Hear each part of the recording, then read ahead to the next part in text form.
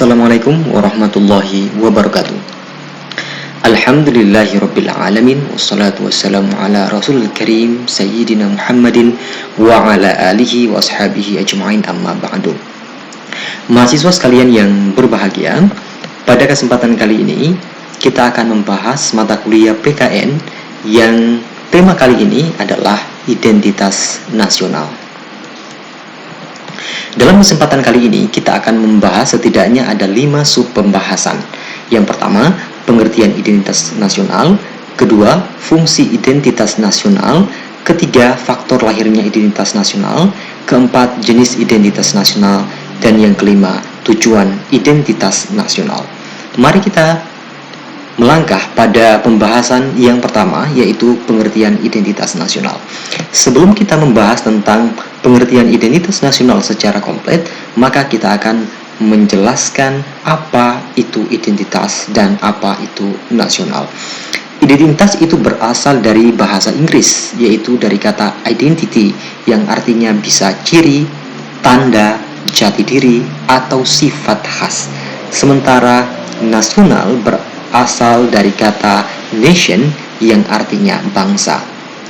Dari dua etimologi tersebut, maka kita bisa menjelaskan bahwa identitas nasional atau nation identity itu adalah sifat khas yang melekat pada suatu bangsa yang menjadi kepribadian suatu bangsa. Pembahasan yang kedua adalah fungsi identitas nasional. Apa sih yang menjadi fungsi identitas nasional?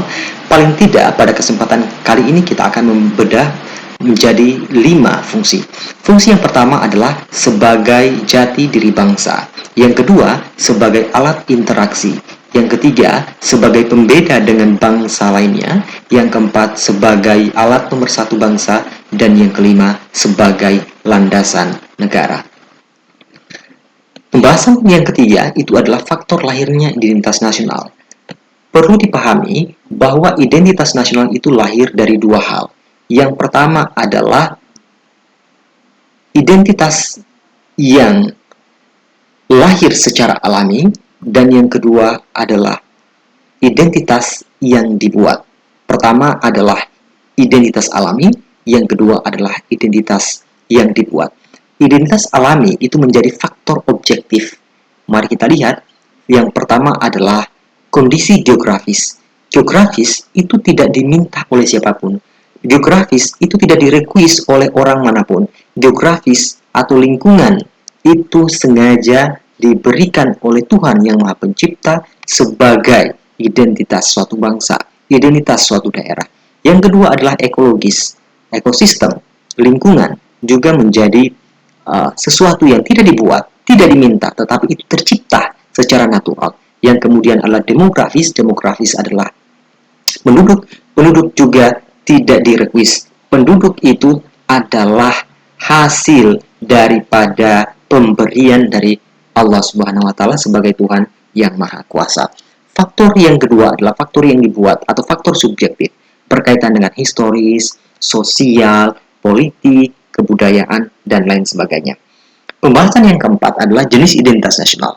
Dari identitas nasional kita pilih tadi adalah identitas alami atau natural, yang kedua adalah identitas buatan atau yang sengaja diciptakan, maka setidaknya kita akan menghasilkan 3 jenis identitas nasional di Indonesia. Yang pertama adalah identitas fundamental, yang kedua adalah identitas instrumental, dan yang ketiga adalah identitas natural atau alamiah. Mari kita bahas satu persatu.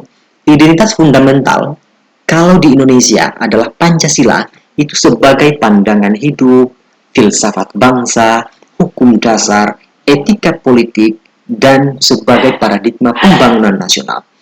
Kemudian identitas instrumental. Apa yang menjadi identitas instrumental? Identitas instrumental itu telah dijelaskan di dalam konstitusi kita, Undang-Undang Dasar Negara Republik Indonesia tahun 1945, pada pasal 35 dan 36 yang berkaitan dengan identitas nasional. Mana adalah yang kita sebut dengan Undang-Undang Dasar 1945, Bahasa Indonesia, Sang Saka Merah Putih, Bhinneka Tunggal Ika sebagai moto, itu merupakan identitas instrumental bangsa Indonesia. Dan yang ketiga adalah identitas alami atau identitas yang muncul, itu identitas Sebagai contoh adalah satu, identitas Indonesia sebagai negara kepulauan.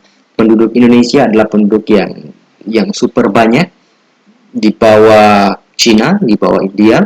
Kemudian ada keragaman atau diversitas budaya. Pembahasan yang kelima adalah apa yang menjadi tujuan identitas nasional.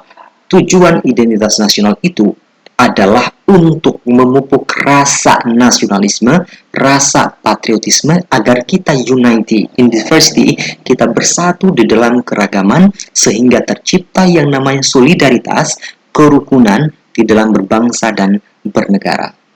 Di dalam berbangsa dan bernegara.